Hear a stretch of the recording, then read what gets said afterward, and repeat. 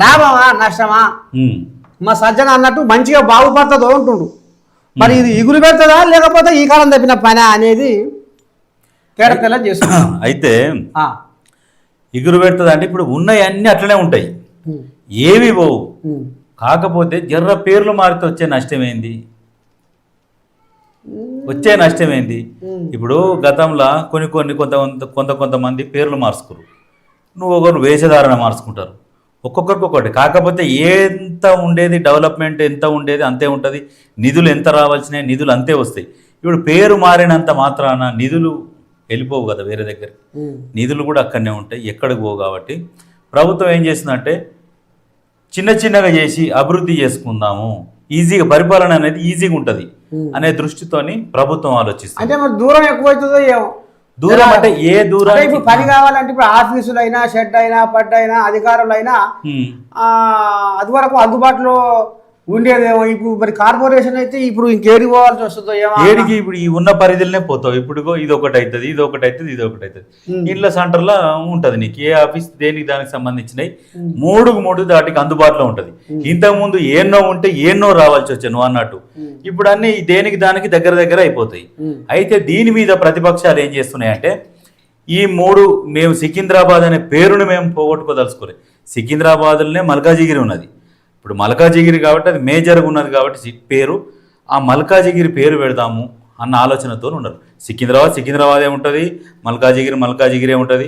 కాకపోతే ఏంటంటే ఆ కార్పొరేషన్కు మల్కాజిగిరి కార్పొరేషన్ అని పేరు పెడతారు. మరి 33 జిల్లాలను కూడా 25 జిల్లాలుగా చేయబోతుండ్రు రేవంత్ అయ్య అనేది అది కూడా వాస్తవమే. మరి గాలి వినపడుతుంది, అది వినపడుతుంది కాదు, అది కూడా వాస్తవమే.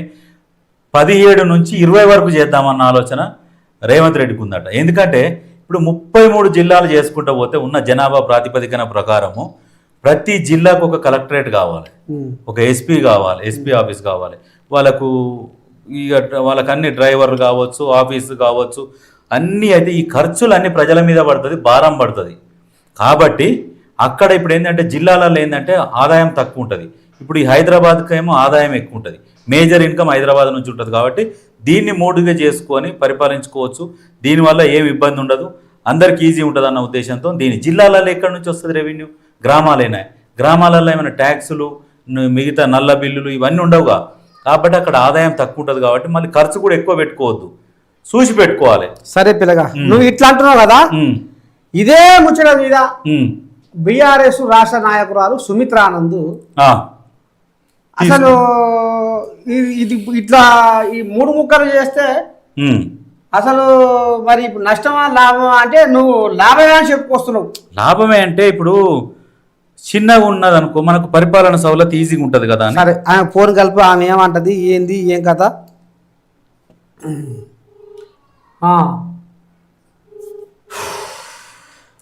మరి ఇంకా ఏం సంగతులు? మేడం ఫోన్ ఎత్తలేదు. కానీ ఇప్పుడు ఈ సాయంత్రం వార్తలల్లో ఈ వార్త తీసుకున్నాము. Hello, good evening madam. Good evening అండి. మేము ఇట్లా జీ న్యూస్ నుంచి అండ్ నరసయ్య తాత న్యూస్ అని రెండింటి నుంచి లైవ్లో ఉన్నారు మీరు. చెప్పండి. ఒక్క నిమిషం మేడం, ఒక మాట మాట్లాడతారంట.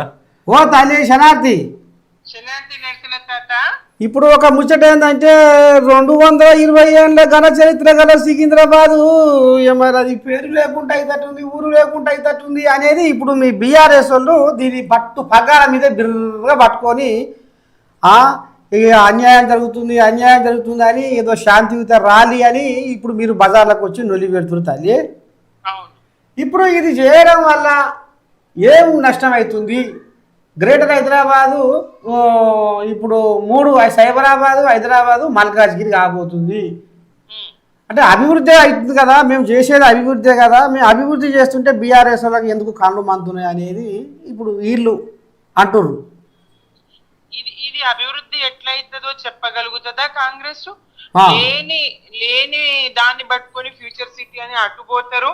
ఇటు ఉన్నదాన్ని మల్కాజిగిరిలో సికింద్రాబాద్ అస్తిత్వాన్ని దెబ్బతీసే విధంగా మీ మాటల్లోనే చెప్పిన 220 సంవత్సరాల చరిత్ర కలిగినటువంటి సికింద్రాబాద్ అని.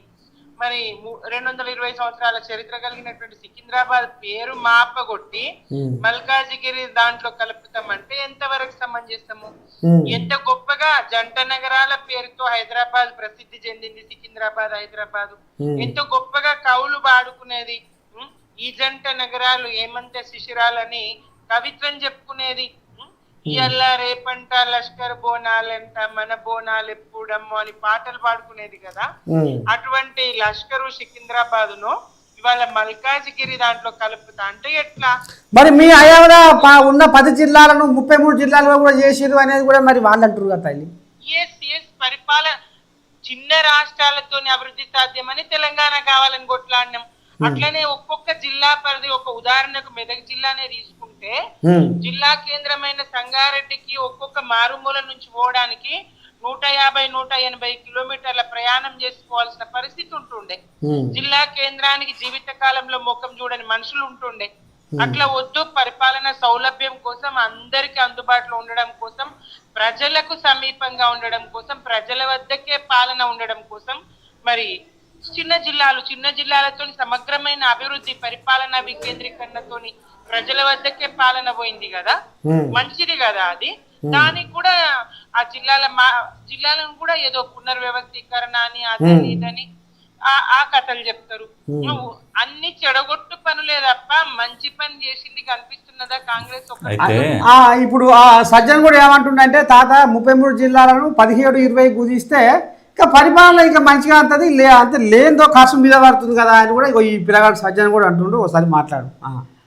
అయితే మేడం గారు, ఇప్పుడు మీరు చెప్పినట్టు కూడా ఇప్పుడు జిల్లాలు ఎక్కువ చేస్తే చిన్నగా అయితే పరిపాలన ఈజీగా ఉంటుంది అని మీరే చెప్పారు.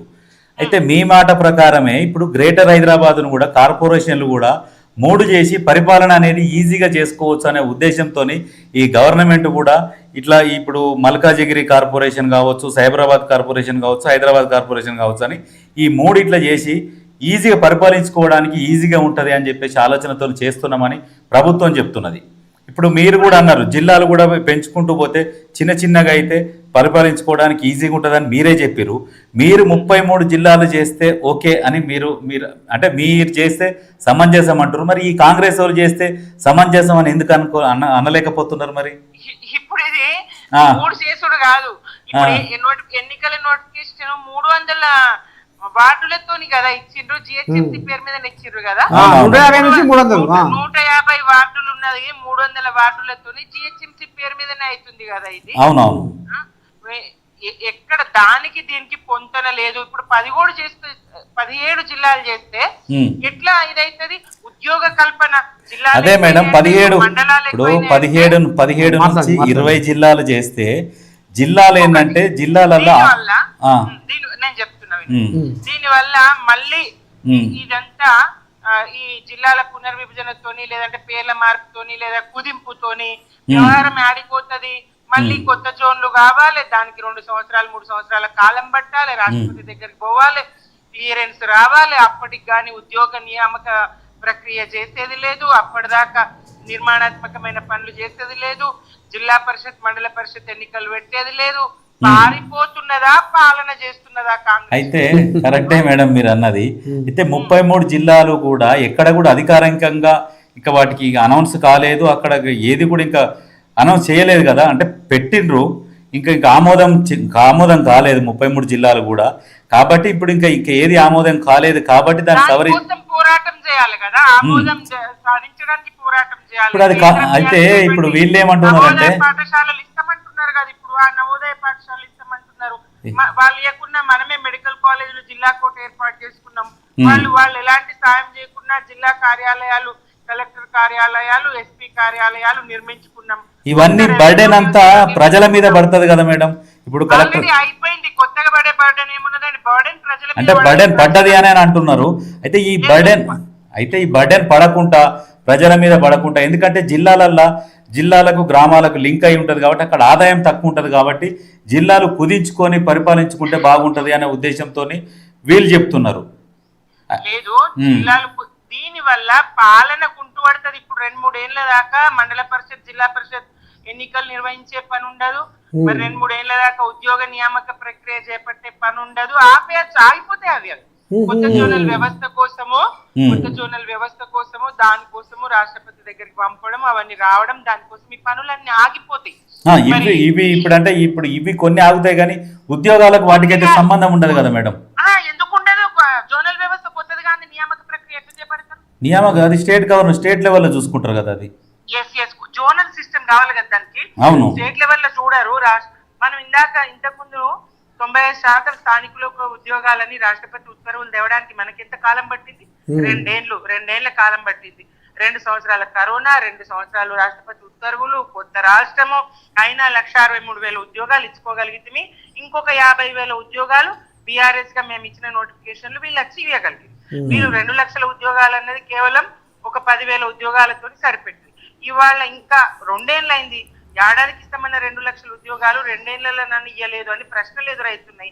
అటు మండల పరిషత్, జిల్లా పరిషత్ లో తీవ్ర వ్యతిరేకత ప్రజల్లో వచ్చినది.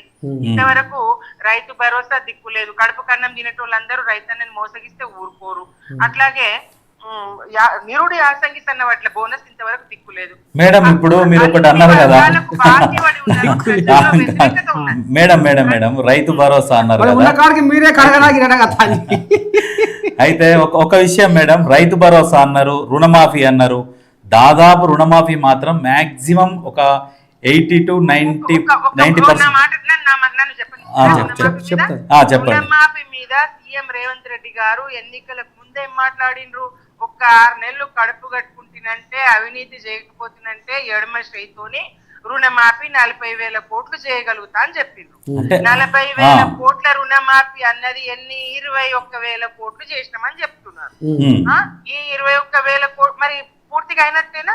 40,000 కోట్లు ఎక్కడ, 21,000 కోట్లు ఎక్కడ? మేడం అంటే ఇప్పుడు మొదటి దశ, రెండవ దశ, మూడవ దశ అనుకుంటే చేసుకుంటూ వచ్చారు. ఒక దశలో 23,000 కోట్లు, ఒక దశలో 12,000 కోట్లు. అంటే ఈ రకంగా రుణమాఫీ చేసుకుంటూ వచ్చారు. ఎక్కడైతే కొంతమందికి టెక్నికల్ ఇష్యూలు ఉన్నాయో వాళ్ళకు 2 లక్షలు దాటి ఉన్న వాళ్ళకు రుణమాఫీ కాలేదు మేడం. పాలన తప్ప, చేతులు ఎత్తేసే పాలన తప్ప ఇంకొకటి లేదు. ఒక కుటుంబంలో ఇద్దరి పేరు మీద భూమి ఉంది అనుకుందాం. ఇద్దరికి ఒకరికి 1,50,000 ఉంది, ఒకరికి 1,50,000 ఉంది. మొత్తం 3 లక్షలు అయింది. 3 లక్షలకు చేయకు నువ్వు ఒక్కరికే 1,50,000 చెయ్యు. ఒక్కరు చేస్తున్నారు కదా మేడం, అది చేస్తున్నారు. చేయలేదు, అదే కదా బాధ, చేయలేదు. అట్లా మేడం నాకే ఉండే మేడం, ఉదాహరణకు నేనే చెప్తున్నా, నాకే ఒక 2,20,000 రుణం ఉండే బాకీ బ్యాంకుల. ఆ పైవి కట్టేస్తే అసలు ఎంత తీసుకున్నానో 1,85,000 వరకు నాకు రుణమాఫీ జరిగింది. ఎందుకంటే నాకనే కాదు చాలా మందికి జరిగింది. కాకపోతే మీరు అన్న దాంట్లో వాస్తవం ఏమిటంటే ఒక 15% మందికి కొంతమందికి జరగలేదు. బయటకు రమ్మని పిలుద్దామా? ఎంతమంది వస్తారు? ఇదే కాంగ్రెస్ మేము పిలుస్తేనేమో ప్రజల్ని రెచ్చగొట్టింది అంటారు. ఇదే కాంగ్రెస్ పార్టీ పిలువని, ఇదే ప్రభుత్వం పిలువని, రేవంత్ సర్కార్ పిలువని. ఉన్నారు మేడం, కొంతమంది ఉన్నారు. ఉన్నారండి. అట్లా రుణమాఫీ ఒకటే కాదు. రైతు ఈ సౌట ఈ సన్యాసి 2 పంటలకే ఇస్తాడా, మేము 3 పంటలకు ఇయ్యాలి కదా అని వాళ్ళకి రేవంత్ రెడ్డి ఇప్పుడు సౌటనా సన్యాస? ఇప్పుడు అయితే ఓకే మేడం, మీరు చెప్పిన దానికి కూడా నేను ఒక ఆన్సర్ చెప్తా. అయితే ఎలక్షన్లల్లో హామీలు ఇస్తారు. కేసీఆర్ కూడా గతంలో హామీలు ఇచ్చిండు. ఏంటంటే ఒక్క నిమిషం మేడం, నేను కూడా ఒకటి చెప్తా. కేసీఆర్ గారు ఈ హామీ ఇయ్యలేడు. రైతు బంధు కేసీఆర్ గారు ఏ మేనిఫెస్టోలో పెట్టలేడు. సరే రైతు బంధు కాదు మేడం, అంటే మిగతా విషయాలు నేను అనేది. రైతు బీమా మిగతా విషయాలు కాదు, ఈ మాట్లాడిన విషయం అయితే ఒకటి పూర్తిగా చెప్పండి. ఈ రైతు బీమా ఏ రైతు అడగలేడు, కేసీఆర్ గారే చేసిండ్రు. రేవంత్ రెడ్డి గారు దీనికి సంబంధించి పర్టికులర్ గా ఏం చెప్పిండు? కేసీఆర్ కాంగ్రెస్ కు ఓటేస్తే రైతు బంధుకు రామ్ రామ్ అంటున్నాడు. మేమేమన్నా దివానగాళ్ళమా, మేమేమన్నా అవులగాళ్ళమా, ఎందుకు బంద్ చేస్తాము అన్నాడు. మరి ఇప్పుడు బంద్ చేసిర్రు కదా. ఎక్కడ బంద్ చేసిర్రు? ఒక్క పంటకి ఇచ్చిర్రు. కాంగ్రెస్ వచ్చినాక ఒక్క పంటకు 6,000, అది కూడా ఎలక్షన్స్ ముందర ఇచ్చిండ్రు. అంటే అప్పుడు చేసిన అప్పుకు మిత్తులు కట్టలేక మా మిత్తుల సంగతి అబద్ధమే, అప్పుల సంగతి అబద్ధమే. ఇప్పుడు కాగ్ రిపోర్ట్ ఇచ్చింది కదా మేడం, కాగ్ రిపోర్ట్. అవును, కాగ్ రిపోర్ట్ లో ఏమిచ్చింది? వీళ్ళు చెప్పేది 8 లక్షలు అంటారు, కాగ్ అవును మేడం. మీరు ఇప్పటికైనా ఈ 3 లక్షలలో 70,000 అప్పు మన రాష్ట్ర విభజన జరిగిన నాటికే ఉన్నది. 70,000 కోట్ల అప్పు రాష్ట్ర విభజన జరిగిన నాటికే ఉన్నది. లేదు మేడం, అప్పు లేదు, మనది మిగులు బడ్జెట్ రాష్ట్రం. 32,000 కోట్ల మిగులు బడ్జెట్. లేదు, మీరు ఇయ్యండి, దేనికైనా సిద్ధమే. 70,000 కోట్ల అప్పు రాష్ట్ర ఏర్పాటు నాటికి ఉన్నదా లేదా చూడండి. అయితే మీకు ఒక విషయం చెప్పనా మేడం, ఒక కైండ్ ఇన్ఫర్మేషన్. అయితే కేటీఆర్ ఇది మొన్న రీసెంట్ గా చెప్పింది. ఇది అయితే ఈ కాంగ్రెస్ ప్రభుత్వం ఏర్పడ్డ కానుంచి కూడా ఏ రోజు కూడా 70,000 అప్పు ఉన్నదని ఇంతవరకు చెప్పలే. కాంగ్రెస్ వాళ్ళు ఇన్ని లక్షల కోట్లు అప్పు చేసిరు మీరు అని ఇన్ని సార్లు అంటుంటే కూడా లాస్ట్ కు మొన్న రీసెంట్ గా అన్నాడు. రీసెంట్ కాదు, మీరు తీయండి, మీరు గ్రోక్ అడుగుతారా, మీరు చాట్ జీపీటీని అడుగుతారా, లేకపోతే అధికారిక వెబ్సైట్లలో చూస్తారా, చూడండి, లెక్కలు తీయండి. అబద్ధం ఎంత వేగంగా. సరే ఓకే మేడం, ఇప్పుడు కాంగ్రెస్ పార్టీ వాళ్ళు అబద్ధం ఆడినట్టు. సరే ఓకే, అయితే కేసీఆర్ వచ్చినప్పుడు దళితులకు 3 ఎకరాల భూమి అన్నాడు, దళితుడే ముఖ్యమంత్రి అన్నాడు, తెలంగాణకు కాపలా కుక్క అన్నాడు. అంటే ఇప్పుడు ఆయన చెప్పినయే, అంటే బహిరంగ సభలల్లో గాని అసెంబ్లీలో గాని ఆయన చెప్పినయే, ఇంటికి ఒక ఉద్యోగము, అమరుల కుటుంబాలను ఆదుకుంటాము. మీ ప్రశ్నలకు నేను సమాధానం చెప్పనియండి. దళితులకు ముఖ్యమంత్రి ఎస్ అన్నారు. అన్న తర్వాత మేమందరం ఉద్యమకారులం అందరం కూడా మీరు ఉద్యమ దళపతిగా, ఉద్యమ నాయకుడిగా తెలంగాణ రాష్ట్రంలోని అణువణువు మీరు పరిశోధన చేసిండ్రు. ప్రతి అంగుళం మీకు మీ దృష్టిలో ఉన్నది. ఎక్కడ నది ఉన్నది, పరివాహక ప్రాంతం ఏంటి, ఎక్కడ వాగున్నది, ఏ నదితో అనుసంధానం అవుతున్నది, నదుల పుట్టుబడి మీకు తెలుసు, నదుల చరిత్ర మీకు తెలుసు, పంట భూములు మీకు తెలుసు, అడవులు మీకు తెలుసు. సమగ్రమైన అవగాహన తెలంగాణ మీద మీకున్నది. మీరే ఉండాలనే మాలాంటి వాళ్ళ లక్షలాది మంది డిమాండ్ తో తానే ముఖ్యమంత్రిగా కొనసాగి. నంబర్ 1. రెండోది దళితులకు 3 ఎకరాలు ఉన్న చోట, దళితులకు 3 ఎకరాలు ఉన్న చోట కొన్ని ప్రాంతాల్లో ఇవ్వగలిగారు. 100% చేయలేరు, అది నేను ఒప్పుకుంటా. ఉన్న భూములున్న చోట దళితులకు 3 ఎకరాలు కొన్ని చోట్ల ఇవ్వగలిగారు. ఒక్క చోట కూడా ఇయ్యలే కదా మేడం. నేను పందెమా సిద్ధమా, నేను దొరకపోతా మా నియోజకవర్గానికి, నేను మా నియోజకవర్గానికి మిమ్మల్ని తీసుకపోతా, ఎన్ని చోట్ల ఇచ్చిండ్రో నేను మీకు చూపిస్తాను. దళితులకు 3 ఎకరాల భూమి కొన్ని చోట్ల ఇవ్వగలిగారు. నేను చెప్తున్నా 100% అది కాలేదు, కానీ చేసిండ్రు. ఇప్పుడు అమరుల కుటుంబాలు నేను చెప్తున్నా, అది కూడా చెప్తున్నా సమాధానం. 1200 మంది తెలంగాణ అమరులు అని చెప్పుకున్నాం. కర్మ ఆ పాపం కూడా కాంగ్రెస్ దే. రేవంత్ రెడ్డి గారు అన్నట్టు బలిదేవత సోనియా గాంధీ గారిదే ఆ పాపం. ఎట్లా చెప్తా అంటే December 9 నాడు ప్రకటన కనుక యూటర్న్ తీసుకోకపోతే, అదే 9 నాడు ప్రకటన కొనసాగనిస్తే 5-6 కూడా బలి కాలేదు అప్పటికి. శ్రీకాంతాచారి, కానిస్టేబుల్ కిష్టన్న, ఇట్లా కొద్ది మందే బలిదానాలు అయినాయి. వేళ్ల మీద, ఒక్క చెయ్యి వేళ్ల మీద లెక్క పెట్టినంత మంది బలిదానాలు అప్పటికి. దాన్ని యూటర్న్ తీసుకున్నాక 14 వరకు ఈ 1200 మంది అమరులైనరని మనం చెప్పుకున్నాం. 12 నుంచి 1400 మంది అని చెప్పుకున్నాం.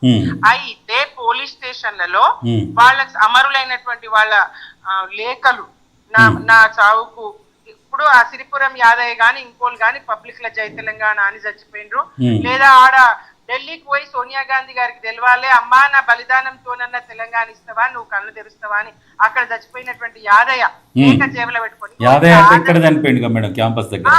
అక్కడ ఒక యాదయ్య చనిపోయింది, యాదిరెడ్డి అక్కడ చనిపోయింది. అయితే ఈ ఆధారాలు జేబుల్లో కాగితాలు పెట్టుకొని, లేదంటే చెప్తూ, శ్రీకాంతాచారి నోట్ తో చెప్తూ, కానిస్టేబుల్ కిష్టన్న నోట్ తో చెప్తూ, వాయిస్ రికార్డులు ఉన్నాయి అవి, అట్లా చెప్తూ గాని, లేదా రాసి పెట్టి గాని, కిషన్ రెడ్డి ఆ డిఎస్ ఓడిపోతే నిజామాబాద్ లో మన ఎవరు డి శ్రీనివాస్ ఓడిపోతే మైసమ్మ తల్లికి తనని తాను బలించుకుంటాను, ఈయన తెలంగాణకు ద్రోహం చేస్తా అన్నట్టు. అట్లాంటి వాళ్ళు, ఆధారాలు దొరికిన వాళ్ళు, పోలీస్ స్టేషన్లలో నమోదైన వాళ్ళు ఒక 500-600 మంది లభ్యమైంది. అట్లాంటి వాళ్లకు ఇంటికి 10 లక్షలు, ఇంటికి ఒక ఉద్యోగం కేసీఆర్ గారు ఇవ్వగలిగారు. ఇక కొన్ని కుటుంబాలల్లో ఆ మరణం ఎందుకు, ఆత్మ బలిదానం ఎందుకు జరిగింది, ఏంది, పోలీస్ స్టేషన్ లో కేసు లేదు, ఎలాంటి ఆధారము లేదు. అట్లాంటి వాళ్ళే ఆగినాయి.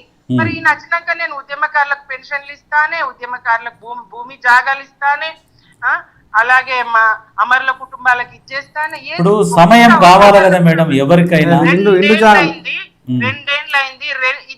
ఇద్దరు అమరుల కుటుంబాల కన్నా ఉద్యోగాలు ఇచ్చిండ్రా? ఒక 2 అమరుల కుటుంబాల కన్నా కేసీఆర్ గారు 500-600 మంది కుటుంబాలకు ఉద్యోగాలు ఇచ్చే 10 లక్షల ఆర్థిక సాయం. ఇప్పుడు 500-600 మందేనా మేడం చనిపోయింది, బలిదానం చేసుకుంది? మీకు చెప్పిన కదా క్లియర్ గా, ఆ కారణంగా అంతవరకు ఇవ్వగలిగారు. అయితే అంతవరకు ఇవ్వగలిగారు కానీ ఈ 10 సంవత్సరాల సమయం ఉన్నప్పుడు అంత తక్కువ మందికి ఎందుకు ఇచ్చిండు? మొత్తం ఇచ్చిండు అయిపోతుండే కదా. నేను చెప్పిన కదా, ఈ 2 ఏళ్లలో ఇద్దరు కన్నా ఇచ్చిండ్రా? ఇచ్చిరు కదా మేడం. ఎవరికి? మొన్న 4 ఇచ్చిరు కదా. ఎవరికి చెప్పు? నలుగురికి ఇచ్చిర్రు. వాళ్ళ పేర్లు మీరు మీరు మీరు వస్తా అంటే లైవ్ లో కూర్చుంటే వాళ్ళని కూడా పిలిపిస్తాం మేము. వస్తా అంటే కాదు, ఆ, తెలియాలి కదా ఎవరు. అదే నీకు లైవ్ లో వాళ్ళని కూర్చోబెడతాం మేడం పిలిపించి. నలుగురికా? నలుగురు కంటే నాకు తెలిసింది నలుగురు, ఆ నలుగురు నేను తెచ్చి కూర్చోబెడతా అంటున్నా. లేదు లేదు, అమరుల కుటుంబాలకు ఉద్యోగాలు రేవంత్ రెడ్డి సర్కార్ లో ఇంతవరకు కల్పన జరగలేదు. ఉద్యమకారులకు భూమి అన్నారు, పెన్షన్ అన్నారు, గౌరవ వేతనం అన్నారు, నెలకి 25,000 ఇస్తా అన్నారు, అది లేదు. కేసీఆర్ గారు నిరుద్యోగ భృతి కూడా ఇస్తానని అనుకుంటా మేడం కేసీఆర్. ఏ సీను ఈయన చెప్పలేదా 4,000 ఇస్తా అని రేవంత్ రెడ్డి గారు చెప్పలేదు? కాదు మేడం, పక్షపాతి ధోరణి కాకుండా మీరు కూడా ప్రజల పక్షపాతిగా మాట్లాడండి. పక్షపాతిగా మాట్లాడుతున్నా. కేసీఆర్ గారు ఒక కొత్త రాష్ట్రము, కేంద్రం సహకారం ఉన్నదా? ఎందుకు లేదు మేడం? ఫామ్ హౌస్ లో ఉంటే కేంద్రం ఎట్లా సహకరిస్తుంది మేడం? వినండి వినండి వినండి. కల్పులు మోసిచ్చిండ్రు, చీకట్లు ఇచ్చిండ్రు అని చెప్పిండ్రు, తల్లిని చంపి బిడ్డను బతికిచ్చి ఇచ్చిండ్రు అని చెప్పిండ్రు. కరెక్టే కదా మేడం. అది ఒక్క రూపాయి ఏం తెలంగాణ రాష్ట్రం తల్లిని చంపి బిడ్డని ఇయ్యడమ్మా? ఇప్పుడు ఆంధ్రలో కాంగ్రెస్ చంపుకొని తెలంగాణ ఇచ్చారు కదా మేడం. ఏపీ చచ్చిపోయిందా? ఇప్పుడు ఏపీలో కాంగ్రెస్ చచ్చిపోయింది కదా. కాంగ్రెస్ కాదు కదా ఆయన చెప్పింది, కాంగ్రెస్ తల్లిని చంపి అని అనలేదు. ఇప్పుడు అదే కదా మేడం, ఇప్పుడు వచ్చేది కూడా ఇప్పుడు అర్థం కూడా అదే వస్తుంది కదా మేడం. ఇప్పుడు ఇంకొకటి కాంగ్రెస్ మీద సానుభూతిని కాదు ఆయన, రాష్ట్ర ఏర్పాటు ప్రక్రియకు సంబంధించి ఆయన మాట్లాడిండ్రు మోదీ గారు. అదే ఇప్పుడు అర్థం అదే వస్తుంది. తల్లిని చంపి పిల్లని బతికించినామంటే అదే వస్తుంది. కాంగ్రెస్ పరిస్థితులు ఇట్లా ఉంటే తెలంగాణలో కూడా చచ్చిపోతుంది. కాంగ్రెస్ పాలనా స్థితిగతులు ఇట్లనే ఉంటే, ఇలాగే కొనసాగితే కొత్తకొచ్చిన వాళ్ళని నమ్మి ఇలా బట్టి గారిని బదనాం చేస్తారు, ఇలా కోమటిరెడ్డి వెంకటరెడ్డి గారిని బదనాం చేస్తారు, మొన్న కొండ సురేఖ గారిని బదనాం చేస్తారు. ఈ వెనుక ఉన్న మీడియా ఎవరు, ఈ కథ ఎవరు, ఈ పాలన ఎవరిది, ఈ పరిస్థితులు ఎవరి, ఏం నడుస్తుంది రాష్ట్రంలో అసలు? ఇప్పుడు ఈ కొండ సురేఖ గారిది అంటే నాకు తెలిసిన విషయం ప్రకారము అయితే కేటీఆర్ ఒక దగ్గర కూర్చొని కెమెరాలు ఆఫ్ ఉన్నాయి అనుకోని చెప్పేసి సురేఖ గారిని ఏదో అన్నాడు అని చెప్పేసి వస్తే అదే మళ్ళీ సమాచారాన్ని ఆమెకు చేరవేస్తే ఆమె ఆవేశంలో అన్న మాటలు అని చెప్పేసి అది అంతవరకు అయితే అది ఒకటి క్లియర్ గా తెలుసు. నేను అది కాదు చెప్పేది, అలా కూతురొచ్చి బయట వెళ్ళలేదా గన్ను పెట్టి? ఇప్పుడు కాంగ్రెస్ పార్టీలో ఎట్లా ఉంటది అంటే మేడం, స్వేచ్ఛ ఉంటది. స్వేచ్ఛనే ఇది నాశనం చేసుకునే. ఇంకోటి, 3 రాష్ట్రాల్లో కాంగ్రెస్ అధికారంలో ఉన్నది, 3 రాష్ట్రాలు. ఈ 3 రాష్ట్రాల్లో తమ అధికారంలో ఉన్నటువంటి, తమ పార్టీ పాలిస్తున్నటువంటి రాష్ట్రం మీద దృష్టి పెట్టకుండా రాజ్యాంగం చేతిలో పెట్టుకొని నువ్వు దేశమంతా తిరుగుతూ ఏం లాభం అయ్యా?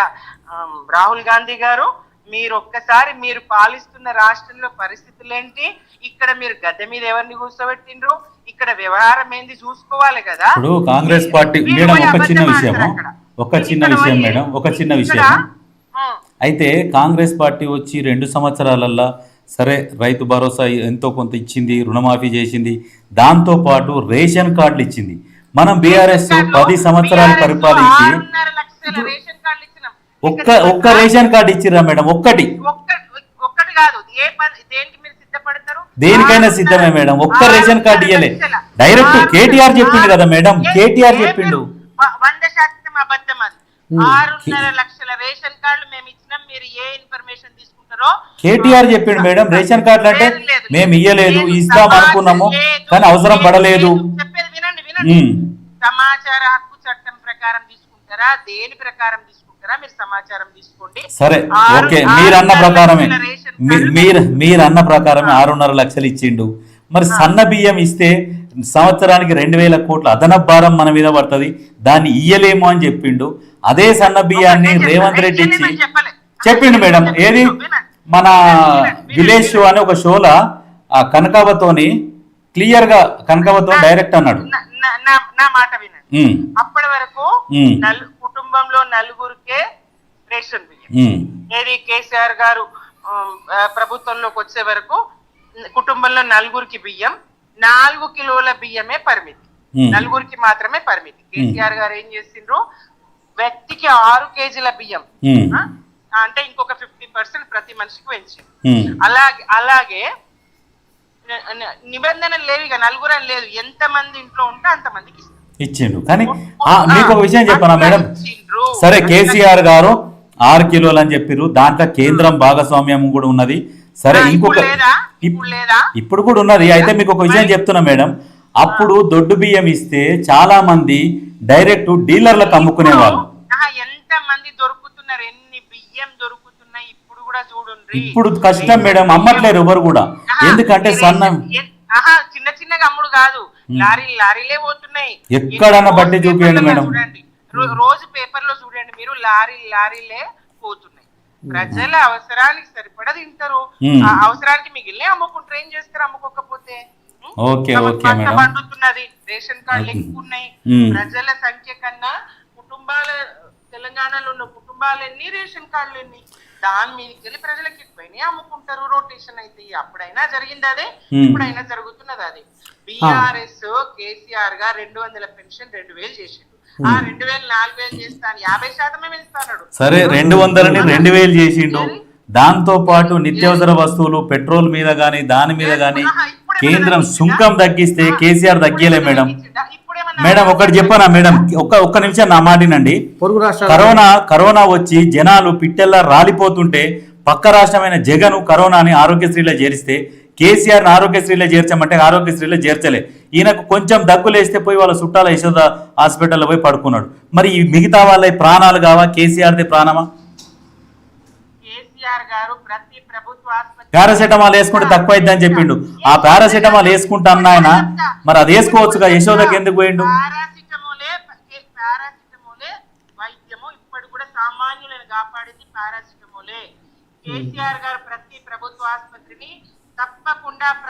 మరి ఈ కరోనాలో పారాసెటమాల్ అయితే ఇంతమంది ఎట్లా చనిపోయారు మేడం? మరి ప్రపంచవ్యాప్త సమస్య అది, మన సమస్య ఒకటి కాదు. బాలసుబ్రహ్మణ్యమే చనిపోయిండు. అదే మేడం, ఎందుకు చనిపోయారు? అదే మేడం, కాపాడుకోవాల్సిన బాధ్యత ప్రభుత్వం మీద ఉన్నదా లేదా? కేంద్ర మంత్రులు, ఎంపీలు చనిపోయారు, వైద్యం అంతక కాదు కదా, వాళ్ళ ఆరోగ్యము దాన్ని తట్టుకునే స్థితి లేక కాదు మేడం. అయితే ఆ వచ్చిన కరోనా మీద అవగాహన పెంపొందించక చనిపోయారు. అవగాహన లేక కాదు, కేసీఆర్ గారు ప్రజలకు వెన్నుదట్టి ధైర్యం చెప్పే క్రమం. ఏం కాదు, కరోనాతో భయపడకండి. బయట తిరిగిండా మేడం? మరి చెప్పిండా? తిరగద్దు కదా, ప్రెస్ మీట్ పెట్టిండా? పోనీ కనీసం ప్రెస్ మీట్ పెట్టిండా? తిరగద్దు కదా. కాదు మేడం, కనీసం ఒక ప్రెస్ మీట్ అన్న పెట్టిండా? ఉద్యోగులకు జీతాలు ఇచ్చి, ఉద్యోగులందరికీ సకాలంలో పనిచేయకుండా జీతాలు ఇచ్చి, ప్రైవేట్ స్కూళ్ళ టీచర్లకు పాపం కరోనా కాలంలో వాళ్లకు బియ్యం ఇచ్చి, వాళ్ళకి నగదు ఇచ్చి, అలాగే రైతులకు రైతు బంధు ఇచ్చి, కరోనా కష్టకాలంలో కూడా 0 రూపాయి ఆదాయం రాష్ట్రానికి లేకున్నా కరోనా కష్టకాలంలో రాష్ట్రానికి ఎన్ని ఇచ్చినా గానీ, సరే మేడం, ఎన్ని ఇచ్చినా గానీ కరోనా వచ్చి చనిపోతే హాస్పిటల్లో బెడ్లు దొరకక ఎంతో మంది చనిపోయారు. గవర్నమెంట్లోనేమో జాయిన్ చేసుకుందామంటే బెడ్లు ఖాళీ లేవు. ఆరోగ్యశ్రీకి అనుమతి ఇచ్చింటే ఎంతో మంది ప్రాణాలు దక్కేవి. మీరు ఇప్పుడు చెప్తున్నారు, మీరు ఒకటి ఏం చెప్తున్నారు అంటే మేడం, నేను ఒకటి చెప్తా వినండి. అయితే తెలంగాణ కోసం ఉద్యమంలో ఇంతమంది చనిపోయారు అంటున్నారు కదా, కరోనాలో అంతకు రెట్టింపు 4-5 ఇంతలు చనిపోయారు. లెక్కకు లేక చాలా మంది చనిపోయారు. అమెరికా లాంటి అగ్రరాజ్యంలో అనేక మంది చనిపోయినరు. ఇంకా మన దగ్గర నిరోధక వ్యవస్థ ఎక్కువ పనిచేసి, ఆరోగ్యం సహకరించి మనం తట్టుకోగలిగి, మనం ఎక్కువ సంఖ్యలో ప్రపంచ దేశాలతో పోలిస్తే మన భారత్ లో, మన తెలంగాణలో కొంత మరణాల సంఖ్య తక్కువనే. లేదు మేడం, మన దగ్గర మరణాల సంఖ్య ఎక్కువ. కాకపోతే ఏంటంటే లెక్కలు పెట్టలేదు, లెక్కలు అసలు పరిగణంలోకి తీసుకోలే. వికారాబాద్ జిల్లాల ఒక రోజు 105 మంది చనిపోతే 20 మంది అని రాపిచ్చి పంపించారు. నా దగ్గర ఎవిడెన్స్ కూడా ఉంది. భయభ్రాంతులకు గురి చేయమనిలే మేడం. మరి అటువంటిప్పుడు ఆరోగ్యశ్రీలో చేర్చింటే వాళ్ళు చనిపోయే వాళ్ళు కాదు కదా, వాళ్ళు బతికే వాళ్ళే కదా. ఇప్పుడు ప్రైవేట్ హాస్పిటల్ మేడం, ఆ కరోనా ఆరోగ్యశ్రీ ప్రైవేట్ హాస్పిటల్లోకి వర్తిస్తుంది కదా. కిక్కిరిసినాయి, ప్రైవేట్ ఖాళీ ఉన్నాయి కదా. ఆరోగ్యశ్రీ కింద అయితే వాళ్ళు ఏదో రూములు తీసుకోనో తీసుకోనో నడిపిస్తుండే కదా. ఆసుపత్రులు మూసుకున్నారు, ప్రైవేట్ ఆసుపత్రులలో మాత్రం ప్రాణాలు కావా, నర్సులు బతుకుతురా, డాక్టర్లు బతుకుతురా, వాళ్ళు భయపడలేరా? వాళ్ళ భయం వాళ్ళది. సరే, గతాన్ని రవి ఈ కేసీఆర్ గారు ఎంత చక్కటి పాలన, వైద్య రంగంలో ఒక విప్లవాత్మకమైనటువంటి మార్పులు, కొత్త జిల్లాకు ఒక మెడికల్ కాలేజు, అలాగే నర్సింగ్ కాలేజు, ఆసుపత్రుల పెంపు, బెడ్ల పడకల పెంపు, ఎంత చక్కటి ప్రభుత్వ ఆసుపత్రుల ప్రసవాలు, ఒక్క అంశం కాదండి, ప్రతి అంశం మీద ప్రతి కార్యకర్తకు, నాయకులకే కాదు, సంపూర్ణ అవగాహన ఉన్నది. కార్యకర్తలకు, నాయకులకే కాదు, ప్రజలకు అవగాహన ఉన్నది. ఏ సామాన్య ప్రజల ముందర మీరు ఇలా మీ ఛానల్ మైకు తీసుకుపోయి పెట్టినా వాళ్ళు స్పష్టంగా చెప్తారు ఎవరి పాలన ఎట్లున్నదని. సరే సరే సరే సరే స్వర్ణయుగం నరసన్న కేసీఆర్ గారి పాలన స్వర్ణయుగం. వైద్య రంగం స్వర్ణయుగం అన్నప్పుడు కేసీఆర్ ఇక బామ్మ ఈ పాత చింతకాయ ముచ్చట్లు పక్కన పెడదాము. ఇప్పుడు ముఖ్యమంత్రి రేవంత్ ఏమంటుండంటే మేము ఉచిత 200 యూనిట్ల ఉచిత కరెంటు, 500 రూపాయల గ్యాస్ బుజ్జి, ఉచిత బస్సు, రేషన్ కార్డు ఇచ్చినాము, కొత్తగా సన్న బియ్యం ఇచ్చినాము, ఇందిరమ్మ ఇండ్లు ఇచ్చినాము, ఆడోళ్లకు మహిళా వడ్డీలు, మహిళలకు 1 కోటి మంది ఆడబిడ్డలు కోటీశ్వరాలను చేస్తాము, మేము ప్రజాపాలన అందిస్తున్నాము. రాబోయే రోజుల్లో కూడా ఇంకా 10 ఏళ్ళు మాదే, పెద్ద కుర్చీ మాదే అంటుండు రేవంత్.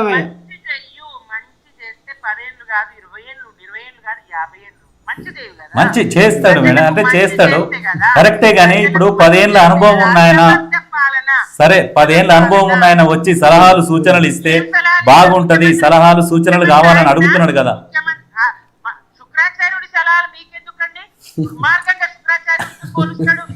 అంటే మరి పిలిస్తే రానప్పుడు మాట అనాల్సి వస్తుందని అన్నట్టుండు మేడం. 16 ప్రాజెక్టులు ఆపిన చంద్రబాబు శుక్రాచార్యుడా, కోర్టు పోయిన చంద్రబాబు శుక్రాచార్యుడా, ఈయనని ఈడ తీసుకొచ్చి పెట్టి ఒక మాయావిని ఈడ తీసుకొచ్చి పెట్టిన ఒక మాయలేడిని రాష్ట్రంలో తీసుకొచ్చి పెట్టినటువంటి ఈ పాలనా పగ్గాలు అప్పగించినటువంటి మరి కృష్ణా జలాలను 299 టీఎంసీలకు మాకు సాలాని సంతకం పెట్టింది ఎవరు మేడం? మరి లేదు, పెట్టలేదు, అన్ని అబద్ధాలు. దాని గురించి చర్చిద్దాం. కేసీఆర్ ని రా అంటే అసెంబ్లీకి వస్తలేడు, మీ గౌరవానికి బంధం బాటిల్లకుండా చూసుకునే బాధ్యత నాది అని రేవంత్ రెడ్డి గారు చెప్పిర్రు. మాట్లాడుతుంది, నోరెక్కిరిస్తుంది, నొసలు మాట్లాడుతుంది, నోరిప్పితే పాపం, దుర్మార్గం, కంపు. ఏం మాటలు! ఒక్కసారన్న ప్రజాస్వామ్యయుతంగా మాట్లాడిండ్రా?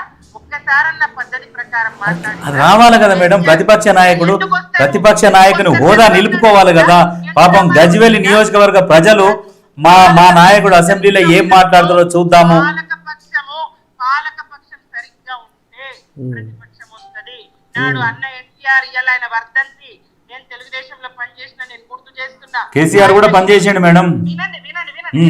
ఈ దుష్టకాంగి పాలన అంతమయ్యే వరకు నేను అసెంబ్లీలో అడుగు పెట్టానని ప్రమాణం చేసి ఆయన వెళ్ళిపోయాడు. అయితే జనాలు ఏమనుకుంటున్నారంటే మేడం, నా భార్యనే అవమానించారు. సరే వినండి వినండి, చంద్రబాబు నాయుడు ఇదే ప్రతిజ్ఞ చేసిపోయిండు, నా భార్యను అవమానిస్తున్నారు, నేను ఈ అసెంబ్లీలో. సరే మరి ఈయన ప్రతిజ్ఞ చేసిపోవాలిగా, ప్రతిజ్ఞ కూడా చేయలేగా. ప్రజలకే వదిలిపెట్టినాము, ప్రజలకే ఆయన ఎన్నికల ముందే స్పష్టంగా చెప్పారు కేసీఆర్ గారు. ఇప్పుడు అయితే మేడం ఒక చిన్న విషయం మేడం, అయితే జనాలు ఏమనుకుంటున్నారు అంటే కేసీఆర్ అసెంబ్లీకి అంటే ఒకటి చెప్తా వినండి మేడం. మీరు అంటే ఏం మాట్లాడక ముందుకే మీరే మధ్యలో లీడ్ తీసుకుంటారు. అయితే జనాలు ఏమనుకుంటారు అంటే కేసీఆర్ అసెంబ్లీకి ఎందుకు వస్తలేడు అంటే అక్కడ స్పీకర్ దళితుడు ఉన్నాడు కాబట్టి ఆయన అధ్యక్ష అని పిలవాలి, అది పిలవలేడు, ఆయన దొర కాబట్టి ఆయన ఎందుకు పిలుస్తాడు, అందుకనే అసెంబ్లీకి వస్తలేడు అనేది జనాలు అనుకుంటున్నారు. ఒక్కసారి వినండి, కేసీఆర్ గారు ఎంత గొప్ప సహృదయులు, ఆయనది ఎంత హృదయమో, ఎంత గొప్ప హృదయమో చెప్తా నేను. గోరెటెంకన్నా దళిత కవి, ఆయన ఉద్యమ కాలంలో ఒక టీవీ ఛానల్లో ఆయనది ధూమ్ధామ్ కార్యక్రమమా ఏదో కార్యక్రమం నడుస్తా ఉంది. గద్దర్ అన్నది మేడం ధూమ్ధామ్ అనేది. వినండి గద్దర్ అన్నడా? ధూమ్ధామ్ ఉద్యమ సమయం నుంచి కూడా, తెలంగాణ రాకముందు నుంచి ధూమ్ధామ్ ప్రోగ్రాం మొదలు పెట్టింది గద్దరన్న. రసమయ్యని తీసుకొచ్చింది గద్దరన్న. గద్దరన్న ప్రోద్బలంతోని రసమయ్య ఆటపాట, రసమయ్య ఎవరు అనేది కూడా గద్దరన్న ద్వారానే తెలంగాణ ప్రజానికానికి పరిచయం అయిండు. మీరు ఆగాలి. అది నాది కామారెడ్డి ప్రాపర్. నా కామారెడ్డిలో ధూమ్ధామ్ అనే తొలి వేదిక కామారెడ్డిలో పురుడు పోసుకున్నది రసమయ్య గారు. వీళ్ళ ద్వారా, తెలంగాణ ఉద్యమకారుల ద్వారా ధూమ్ధామ్ పేరు. రసమయ్య గారు వచ్చి కామారెడ్డిలో, మా కామారెడ్డినే ధూమ్ధామ్ పురుడు పోసుకున్నది, అదే మొదటి వేదిక. అయితే జిట్టా బాలకృష్ణారెడ్డి ఐడియా ఉందిగా మేడం మీకు? నేను చెప్తా వినండి. జిట్టా బాలకృష్ణారెడ్డి టిఆర్ఎస్ పార్టీకి పెట్టుబడిదారుడు. ఆయన మూలాన ఈ ధూమ్ధామ్ ప్రోగ్రామ్ అనేది ఆయన ఆధ్వర్యంలో స్టార్ట్ అయింది. భువనగిరి కిలాకు లైట్లు పెట్టి, కామారెడ్డి కాదు మేడం, మళ్ళీ మళ్ళీ చూడండి, యూట్యూబ్ లో కూడా అప్లోడ్ చేసిర్రు. సరే మీరే చెప్పండి, దానికి పురుడు పోసింది కూడా గద్దరు, రసమయిని తీసుకొచ్చిందే గద్దర్ గారు. అంటే మీరు గద్దర్ పేరు వేస్తే ఎందుకు ఒప్పుకుంటలేరు? మీరు గద్దర్ని ఎందుకు దూరం పెడుతున్నారు? ఆయన తొలి దశ మలి దశ ఉద్యమకారుడు. ఆయన పాటలు ఎంతో మందిని ఉత్తేజపరిచినాయి, చైతన్య బాట పట్టించినాయి. వినండి వినండి, తెలంగాణ ఆకలి కేకల గానమా అని విలపించిన గద్దర్ను ఎవరు తక్కువ చెయ్యరు. మరి అపాయింట్మెంట్ ఎందుకు ఇవ్వలే మేడం? ప్రగతి భవన్ బయట 4 గంటలు కూర్చోబెట్టారు ఎందుకు? అరే వీడియోలు ఉన్నాయి కదా మేడం, అవి ఆయన కూర్చున్న ఫోటోలు ఉన్నాయి.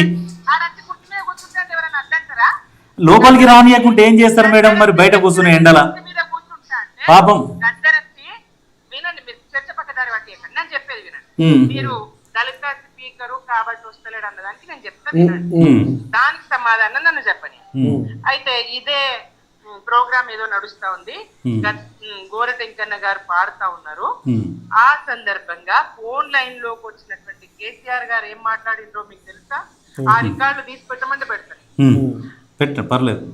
ఒక దళిత కవి గోరటెంకన్నకు పాదాభివందనాలు చెప్పిండు లైవ్ లోనే కేసీఆర్ గారు.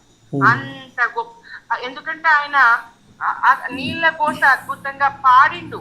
సేతాన మేడుందిరా తెలంగాణ సేలన్ని బిల్లాయరా, కంపతారు చెట్లు కొట్టి అమ్ము కోని కడుపు నింపు పూనే కాలం వచ్చినది అని చెప్పేసి తెలంగాణ వ్యవసాయం దుఃఖాన్ని ఆయన పాడిన తీరును, ఆయన ప్రశ్నించినటువంటి తీరును, పొమ్మంటే పోవెందుకు పోరావు వలసవాది అనే ఆందోళన ప్రశ్నించిన తీరును ఆయన చేసి కదిలిపోయి, మా గల్లీలు ఎంత చిన్నగా ఉన్నాయి, ఆయన కవిత్వానికి పాదావి వందనం చెప్పింది.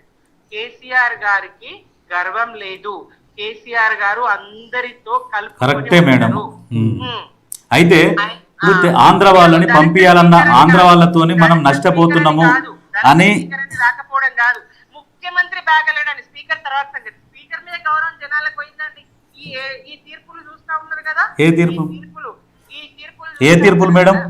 అదే ఎమ్మెల్యేలు పార్టీలో చేరలేరు, వాళ్ళు తెలుగు బిఆర్ఎస్ లోనే ఉన్నారు. మరి బిఆర్ఎస్ వాళ్ళు చేర్చుకున్నప్పుడు ఎట్లున్నది మేడం అది? అంటే దాన్ని సమర్థిస్తారు, దీన్ని సమర్థించరు. ఇది అది అక్కడ సిఎల్పిని లేకుండా విలీనం చేసుకునేది, దాన్ని ఏమో సమర్థిస్తా అంటారు, దీన్ని ఏమో సమర్థించమంటారు. ఇదే పోచారం శ్రీనివాసరెడ్డి నేను కాంగ్రెస్ లో చేరినా అంటాడు, అయినా గానీ కాంగ్రెస్ లో చేరలేదు, సాక్ష్యాలు. కేసీఆర్ గారు ఒక మాట అన్నారు, గుర్తుందా మేడం? ఏమన్నాడంటే ఒక పార్టీలో గెలిచి ఒక పార్టీలోకి పోతే అది ఎక్కడ కరెక్ట్? అది కేసీఆర్ అన్నాడు మేడం. అది రేవంత్ రెడ్డి అన్నాడు. వినండి, నర్సన తాత చెప్పండి మీరు. బిఆర్ఎస్ కేసీఆర్ ఇంటి మీద కాకి మా ఇంటి మీద వాళ్ళని కాల్చి చంపేస్తా అన్నాడు. ఒక పార్టీలో గెలిచి ఇంకో పార్టీలకు వస్తే రాళ్లతో కొట్టి చంపమని అన్నది కేసీఆర్ అన్నాడు. కరెక్టే. నర్సన తాతను అడుగు, నర్సన తాత రేవంత్ రెడ్డి గారు కాదా ఈ మాటలు అన్నది? కేసీఆర్ అన్నాడు మేడం. మీకు వీడియో ఇప్పుడు ఈ లైవ్ అయిపోయినాక దీనికి ఏదైతే క్లిప్ కూడా యాడ్ చేస్తా. రేవంత్ రెడ్డి గారు అన్నారు ఆ మాటలు, కేసీఆర్ గారు కాదు. రేవంత్ రెడ్డి గారు అన్నారు, ఏ రకంగా చూసినా బిఆర్ఎస్ 10 ఏళ్ల పాలన, 9.5 సంవత్సరాల పాలన, ఒక కొత్త రాష్ట్రము, సహకారం, కేంద్ర సహకారం లేకున్నా, కరోనా లాంటి కష్టకాలం ఉన్నా, నోట్ల రద్దు జరిగిన ఒక సువర్ణాధ్యాయంగా ఒక తెలంగాణను తీర్చిదిద్ది అన్ని అవార్డులు. నయం పైసలు ఎక్కడ పోయినాయి మేడం? నయం పైసలు ఎక్కడ పోయినాయి మేడం? నయం పైసలు ఎక్కడ పోయినాయి? ఏం మాట్లాడతారు మీరు? ఎక్కడి కథలు ఇవి? నయం అంతమంది చంద్రబాబు తయారు చేసినటువంటి నయం ఒక అరాచక శక్తి. అవును మేడం, అదే నయం దగ్గర కూడా ముక్కలుగా నరికినటువంటి కరెక్టే.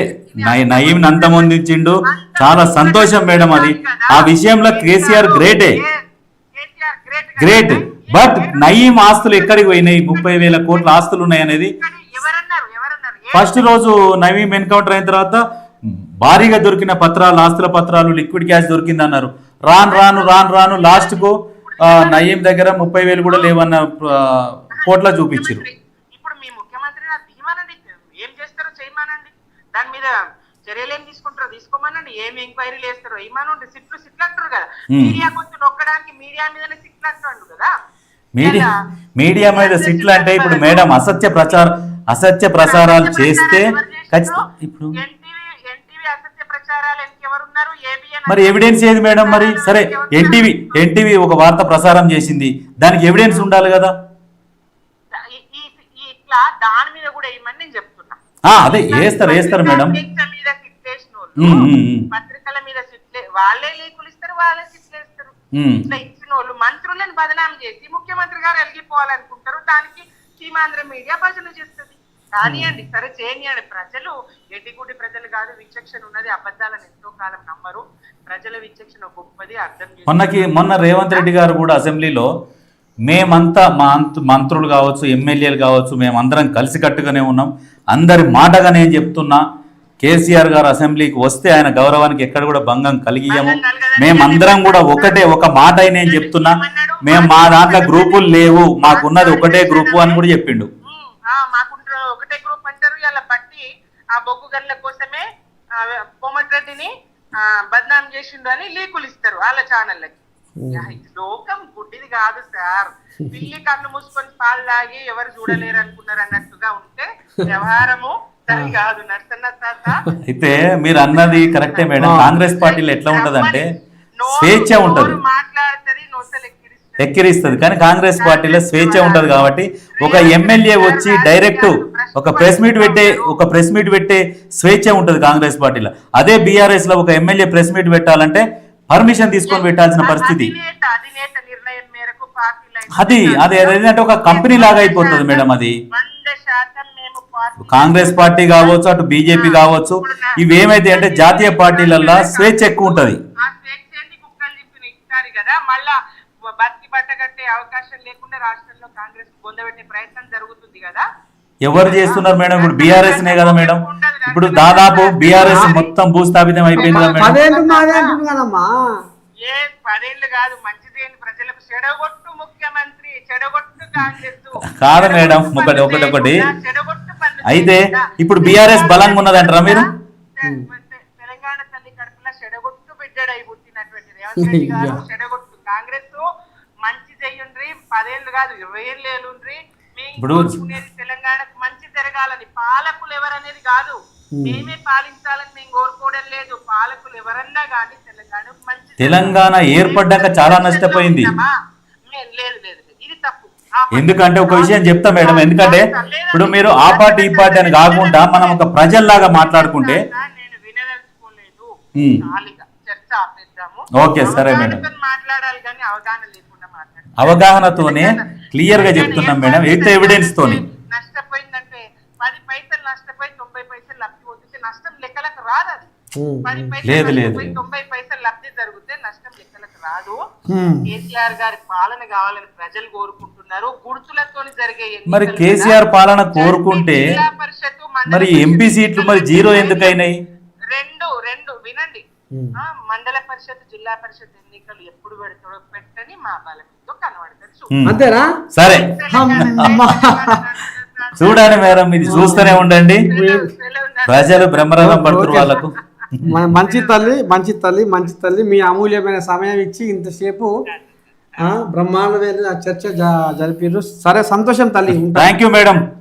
శనార్థి. Okay madam. జై తెలంగాణ.